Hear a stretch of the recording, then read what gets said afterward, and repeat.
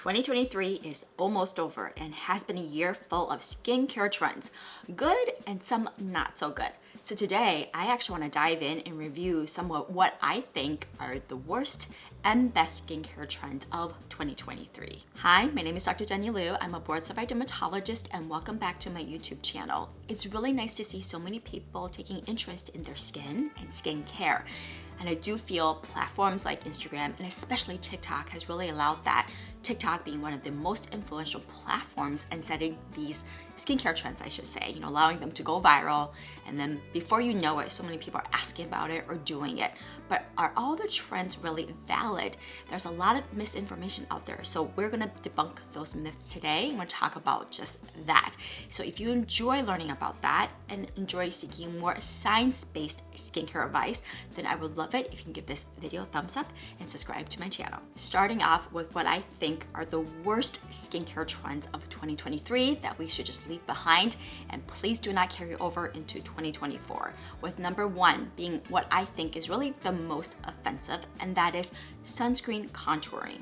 If you're not familiar with this trend, sunscreen contouring is where one strategically applies sunscreen, usually in the form of a lotion, to only specific areas of their face. And when they go outside and get sun exposure, the areas that have sunscreen will be protected, so therefore will not tan, while the other areas of the face will because it doesn't have sunscreen, creating that bronzer and highlighter look that you would otherwise achieve with makeup, giving you a contour face. I don't even know what to say to this trend because as a dermatologist, like I said earlier, I find this to be the most offensive.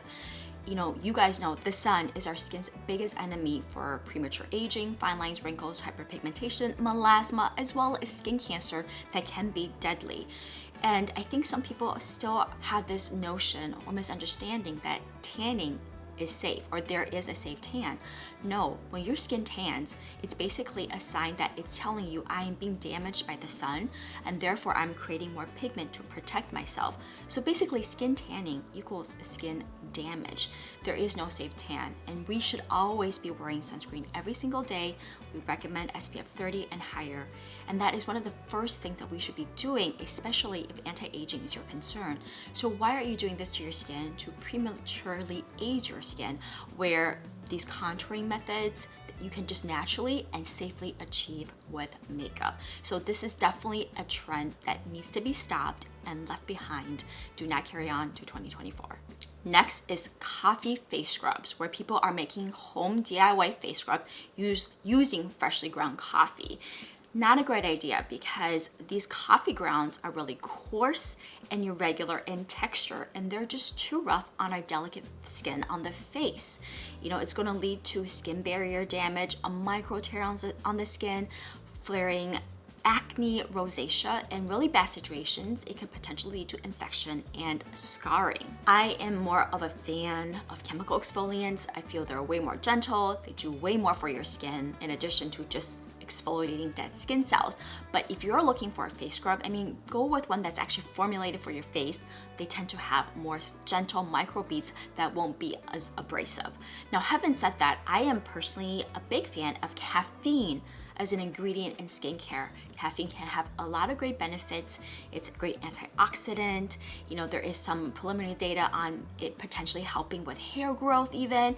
We know it helps to reduce puffiness for the under eyes. So I love caffeine when it's properly formulated in skincare. For example, one I've talked about before is the Inky Caffeine Eye Cream. This is like an eye cream serum that contains caffeine as well as green tea extract that can help to temporarily depuff and reduce the appearance of dark circles. So great one to incorporate if you are struggling with either of those two. So I love ingredients like that, and honestly, caffeine is one of my favorite ingredients to look for when it comes to shopping for eye creams. But definitely coffee, home, DIY skincare in general, I think is another trend that we should just stop doing. I don't like playing chemist at home. There's not a lot of benefits, nor is it founded in science. Skincare formulation is very nuanced. You worry about, safety, freshness, stability. So let the actual brands do that and just pick a good skincare products based on the ingredients you're interested in instead of trying to make these at home. Last is skin icing or glow cube, and this is a trend where one is either applying ice on their skin or immersing their face in a bowl of cold ice water, initially popularized by Bella Hadid. I love Bella, but this is not a great trend for your skin, and I'll tell you why. So extreme cold is really damaging to the skin. It causes vasoconstriction, it damages blood vessels, it decreases oxygen and nutrients to the skin. And when it is prolonged, it can actually cause permanent tissue death and necrosis and wounds. We know cold is a flare of rosacea. I mean, the term frostbite basically describes the prior, where you have such severe cold damaging the skin that you're creating cell death, wounds, and cold burns because of that extreme cold temperature. Another thing we see actually more commonly in kids is called cold paniculitis. And this often is more like accidents, but kids that eat popsicles and end up having that popsicle sit on their cheek for just a little bit longer can actually get these really firm bumps under the skin. And it has to do with inflammation and damage to the fat tissue on the skin from that cold. So extreme colds can be very damaging to the skin, and it can lead to potentially permanent scars. So it's just not a great thing for your skin, period. And I certainly understand the attractiveness because it is certainly very nice and gratifying to get your skin to depuff instantly, but there are certainly safer ways. For example, if you have puffiness around the eyes, I actually really love L'Oreal's HA and Caffeine Eye Cream, I believe. It's the one that's the serum that comes with the roller. You can actually put that in the fridge, and then when you take it out, that metal tip with the cooling effect and the massage and the ingredients really helps you depuff and reduce puffiness. Similarly, you can put like a spoon. I've seen, some dermatologists talking about putting a spoon in the fridge and using that to massage your face, or even like face rollers for whatever they're worth, as long as you're gentle with your skin. And all of these are going to be much safer than just straight up icing your skin or immersing your skin in a bowl of ice water. All right, moving on to my favorite trends of 2023 that I really think should be carried over into 2024. First one is skin minimalism. It also goes by the name skinimalism or skincare minimalism. But basically, this is all about paring down your skincare routine to less products. I absolutely love this trend because it really allows your skin to breathe, rest, and reset. I think we're so used to, or like in this trend of like applying 5 different serums or needing to incorporate 3 different exfoliants to your skin, we often see more skin barrier damage with using too many products. And this trend really allows you to reset your skincare routine, kind of maybe even take a step back and focus on like what you are really trying to achieve, and then pick products that have maybe multiple ingredients incorporated into one, but using less products at the same time. Yeah, I really love this because we know effective skincare routine doesn't need to be complex. Simple will do the job. This is really great for anyone who's like starting off with skincare, really feel intimidated and overwhelmed by all the steps and products out there. This really is a great trend to follow. For those with more sensitive skin, or say on a budget, this is a great one that really helps you to achieve your goals while reducing the risk of irritation, the frustration, the steps, as well as the need to spend a ton to achieve those goals. So a simple routine could be like starting off with a great gentle cleanser that can get the job done without stripping your skin barrier, like the Vanicream Gentle Facial Cleanser to clean your skin twice a day. You can follow that with a basic moisturizer like the one from CeraVe Moisturizing Cream for dry skin, or something that is more of like a water gel cream formulation like Neutrogena Hydro Boost. That's great to help with dehydrated skin. That's a little more fast absorbing, more ideal for like oily and combination skin. And lastly, for the morning, obviously non-negotiable sunscreen every single day. I've talked about sunscreen so many times this year. Few that comes to mind right now is like La Roche-Posay's, their and Helios line have so many different formulas from chemical to mineral filters. I really do feel like they have something for everyone.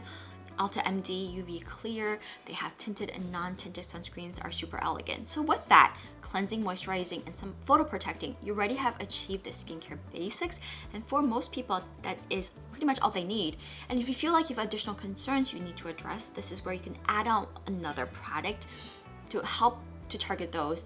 Maybe one that is formulated with multiple ingredients to really keep it simple but yet effective at the same time without overwhelming you, your budget, as well as your skin. Next is skin flooding, and as the name applies, you're essentially flooding your skin with a bunch of hydrating products to keep your skin hydrated. And we know hydrated skin equals healthy skin.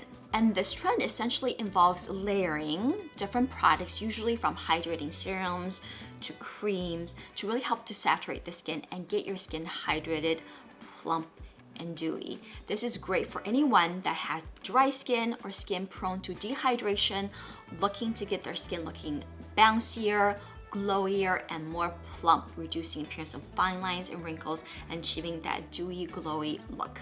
And aside from just making your skin look great, I really love the fact that it focuses on skin hydration, because to be honest, when it comes to skin health, hydrated skin is of the utmost importance. And I really love Korean beauty for that, because their products and their focus of skincare in general is keeping your skin hydrated, because that is really the first step to getting a good healthy skin and helping you achieve skincare goals. We know that when your skin is dry, it's going to look dull, ashy, fine lines are going to be accentuated, and you're going to get roughness. But when your skin is hydrated, all the enzymes that work effectively to turn your skin over, to basically keep your skin functional, is working at their best when it's hydrated. So I also just love the undertone of this trend, where it's basically in many ways emphasizing the importance of a healthy, hydrated skin moisture barrier, if that makes sense. And a key ingredient for the skin flooding is hyaluronic acid, especially in the serum, to really help to hydrate the skin. Essentially what you would do is, after cleansing, where your skin is still damp, layer on the hyaluronic acid hydrating serum. A few that comes to mind that I really love, that elegant, fast absorbing, is from Vichy, Mineral 89. L'Oreal, their HA Serum 2 also has different blends of hyaluronic acid that helps to penetrate skin at different levels to keep your skin hydrated longer.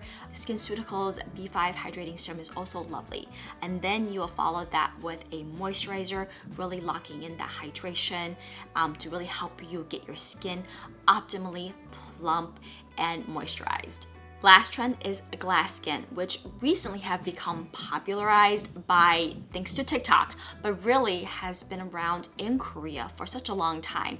And originally, the term describes basically skin looking clear, dewy, and smooth, and it can look reflective and translucent like glass.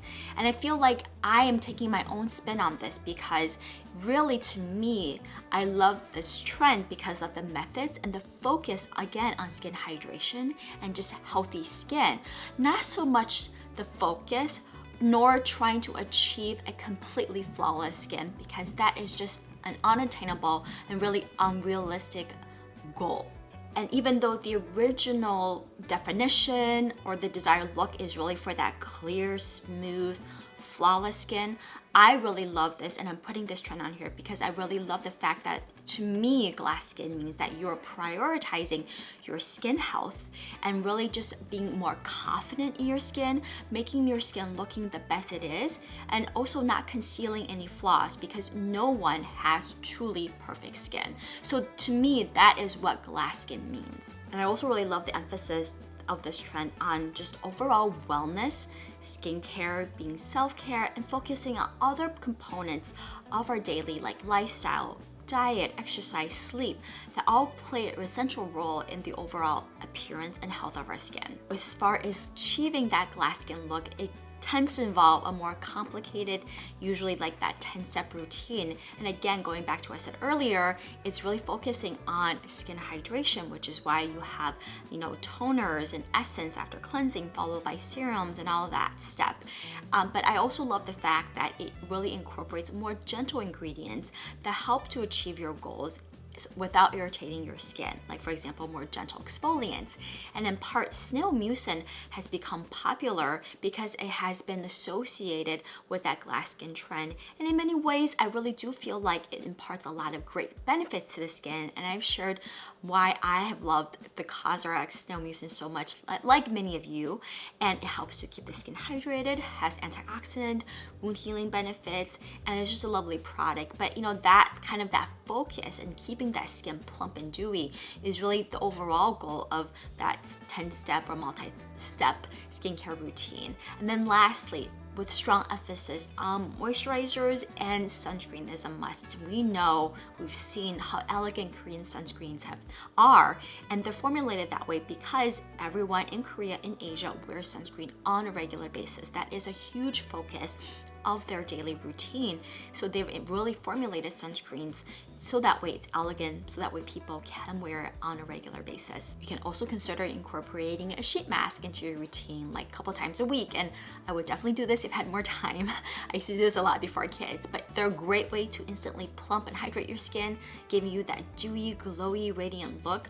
Great before a special event. I find that your skin just looks so lovely under makeup when you have after doing a sheet mask. Or if you want to just do some self-pampering, some R&R time, sheet masks are really great for that. Look for ingredients that have like hydrating and brightening benefits to really help you achieve that overall complexion, radiant skin, and that glass skin look. All right, guys, so that is a recap of the worst and best skincare trends of 2023. If there are ones that you've seen that I have not mentioned, please let me know in the comments below that you think is the worst or the best. And also let me know in comments below if you want my prediction for trends in 2024. Again, thank you so much for watching. Happy New Year, and I'll see you in 2024.